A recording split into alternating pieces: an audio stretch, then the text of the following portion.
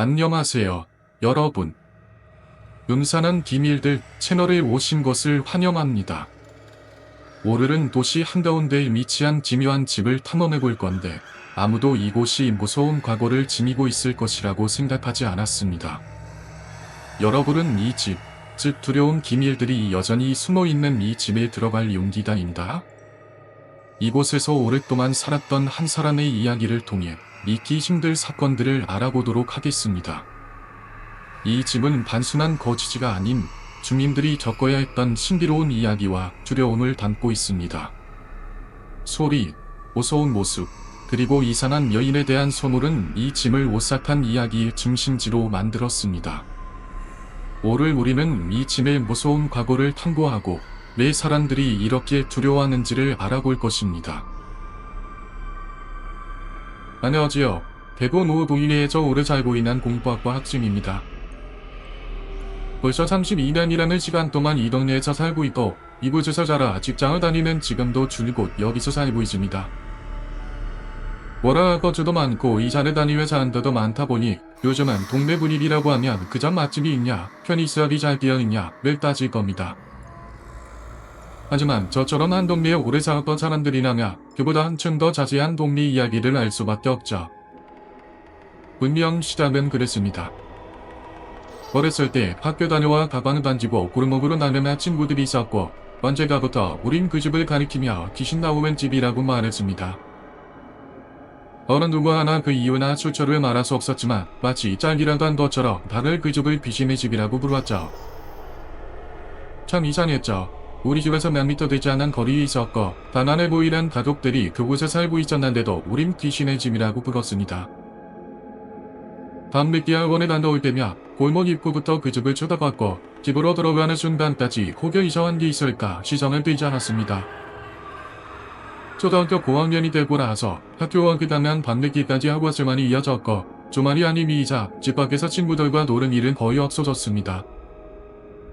학원에서 친구들과 놀기도 했고 점차 그 집은 우리들 관심 밖으로 사라졌죠. 그런 와중에도 종종 할머니를 통해 그 집에 새로운 사람들이 이사 왔다는 소식은 들었습니다. 그 말인즉 할머니께서도 그 집의 존재에 대해서 알고 계셨던 거겠죠. 중학교로 올라와 한창 사춘기를 겪고 있을 무렵 어느 시기였습니다. 와장창 유리 같은 게 깨지는 소리가 동네 전체에 울려 퍼졌죠. 깜짝 놀라 돌을 떠보니 이미 할머니를 비롯 어머니 아버지께서도 놀라느라고는 거실에 나와 계셨습니다. 이게 무슨 소리라고 묻는 동시에 또다시 유리 깨지는 소리가 울렸습니다.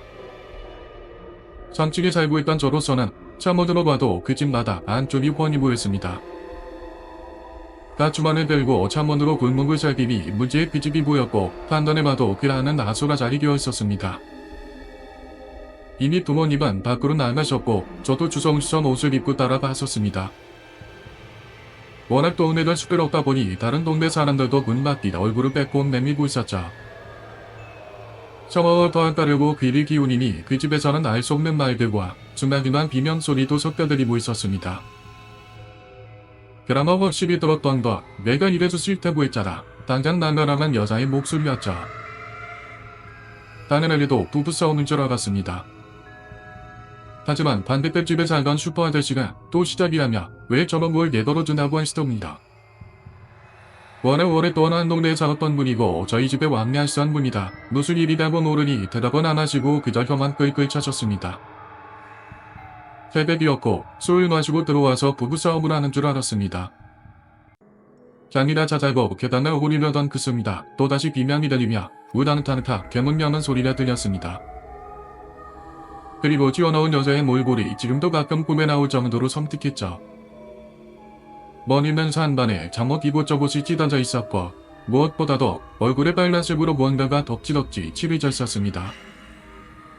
피라고 생각이 드는 순간 사태가 많이 심각하다는 건 알았는데 반참을 그 번역하고 있으니 저기 피가 아니라 다른 곳이라는 건 알게 되었죠.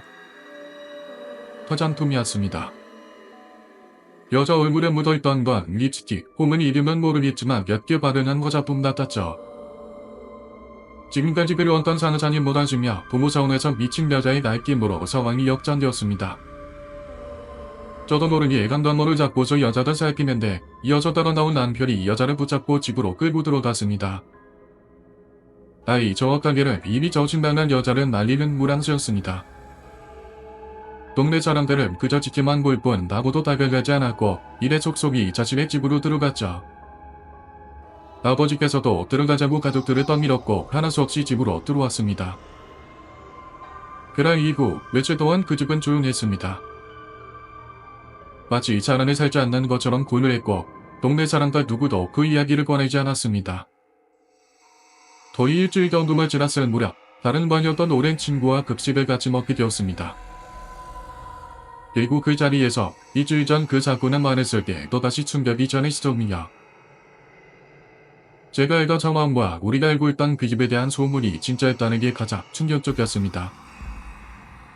친구 또한 그날 그 집에서 있었던 소란을 지켜봤는데 사실 그날만 새벽에 그랬던 것뿐이고 이미 몇 차례 그런 사례가 있었다는 겁니다. 대부분 밝은 게 낮에 여자가 소리를 치며 집 밖으로 뛰쳐나오고 출근한 남편을 대신해 동네 사람들이 여자를 다시 집으로 들여놨다는 거죠. 어쩔 때는 시루날이 하나 걸치지 않고 나오는 바람에 당황스러운 적도 많은데 그럴 때면 동네 할머니들이 여자를 찌우랬다는 겁니다. 저도 분위어 그 여자를 본 적이 있습니다. 토요일 이른 오전에 초이동을 누르고 찾아왔던 여자는 상냥한 미소와 함께 이자떡을 돌리며 잘 부탁한다고 이자를 건넸습니다. 7월 9고로 보였고 남편 직장 때문에 파지정원을 한다고 전해 들었고요. 그게 언젠가부터 여자가 정신이 나가서는 동네를 돌아다닌다는데 당연하게도 어려서부터 그 집에 별명이 떠오를 수밖에 없었습니다. 제가 그 만원하자마자 친구는 그 집은 우리도 알다시피 입이 오랫동안 흉가였다고 말하더군요. 밤마다 머리를 뚫어헤친 귀신이 나오는 그런 흉가가 아니라 잔 사람들이 들어가서 미치거나 죽어서 나오는 흉가 말입니다. 만약 먼 곳의 이야기였으면 밥이나 마저 먹으라고 핀잔을 줬을 겁니다. 하지만 어렸을 때부터 이유 없이 그 집을 기피했고 귀신이 집이라 여겼으며 심지어 우리 집에서 50m도 되지 않는 그곳이 궁금할 수밖에 없었죠. 친구로 늘어놓은 이야기는 이랬습니다. 사람이 살 수 없는 집. 누구든 들어가 살면 불행을 떠안고 집을 나오거나 지도자도 모르게 집을 떠나버린다고 하더군요. 언젠가 집안 살림 그대로 두고 사라져서 주인이 애를 먹을 자리도 있었고요. 그 집에 살았던 사람들의 결과는 대부분 비슷했지만 삶에서 보여준 이상한 행동들은 제각기 달랐습니다. 이번에는 여자는 미쳐서 날뛰었지만 그 전에는 할아버지가 가족들 몰래 스스로 목숨을 끊었고 단한 아이가 며칠 새 시름시름 앓다가 죽은 경우도 있었답니다. 직장에 다니던 아버지가 교통사고로 죽어서 갑자기 추상집이 된 적도 있었고요. 친구와의 대화 내용은 여기까지지만 집으로 돌아와 부모님, 할머니에게 물었을 때는 더 신기한 이야기를 들을 수 있었습니다. 저희 가족은 원래 대구 사람이 아닙니다. 하지만 할아버지께서 작은 옷공장을 하시면서 이곳에 토를 점었고 처음 왔을 때 원래 문제의 그 집에 집을 지으려고 하셨답니다. 워낙 허름한 집이었기 때문에 무너뜨리고 새로 지을 생각을 하셨던 건데 복덕방 주인이 절대 그 털이나 살면 안 된다고 시신당부를 했다는 거죠. 당시 사람들은 절대로 명확한 이유를 말하지 않습니다. 그저 사람 살 곳이 못되는 곳이다 정도로 예측하고 말이죠. 나중에 알게 되었지만 이미 그전에도 사람들이 모습하서 텔레처럼 망치되어 있었고 죽을 사람부터 시작해 귀신 나온다는 별의별 소문이 많았답니다. 심지어 제가 중학생이었던 당시에 예전 집을 허물고 새로 지었음에도 여전히 문제가 생겼던 거죠. 거의 10수년이 지난 지금도 그 집은 저에 대한 하나의 정말 스트레스로 자리 잡고 있습니다. 당장 어제만 해도 집으로 돌아오는 길에 그 집을 의식할 수밖에 없었고 집을 나서고 들어올 때 한 번쯤은 꼭 봐줘야 되는 의식이 되었고 났죠. 그 실험 보고 이야기를 마무리하자면 2달도 안 되어서 바로 이사 갔습니다. 그 사이 여자를 본 적이 있었는데 처음 우리 집에 왔던 것처럼 정상적이었죠. 언제 그리다 하는데 자신을 전혀 기억하지 못한다는 것처럼 말입니다. 그리고 몇 번이고 그 집에 사람이 들어와 살았고 이때처럼 동네 사람들은 놀라게 하는 행동은 하지 않았습니다. 하지만 언제나 그렇듯 아무리 길어야 1년 반 정도만 살고 다들 나갔습니다. 집주인분은 이 동네에 몇 주나 집을 소유하고 있는 늙은 노부부입니다. 이따금씩 동네 마실을 나와 자기 집에 한 번씩 방문하는데요. 전화 그 집에 문제 있다는 건 모른다는데 아무렇지 않게 산더군요. 동네 사람들도 그런 이야기는 당연히 일찍 꺼내지 않지만요. 사실 약간 답답함도 있습니다. 이렇게 유명한 전화라면 더 이상 실로 사람이 들어오면 안 될 텐데, 혹은 부동산에서 계약 전에 그런 이야기를 해줬으면 얼마나 좋을까 싶습니다. 집에 들어올 사람들 또한 이전에 도산을 해놓았으면 하는데 그게 쉽진 않겠죠. 그러다 보니 지금 이 순간에도 그 집은 여전히 동네에 있습니다.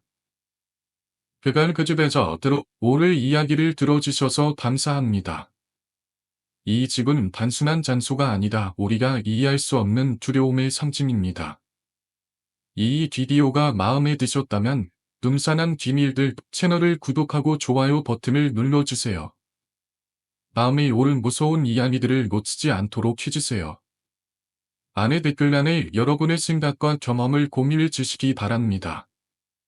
다음에 또 만날 때까지 보이지 않는 곳들을 조심하세요. 왜냐하면 그곳들이 여러분을 지켜보고 있을지도 모르니까요.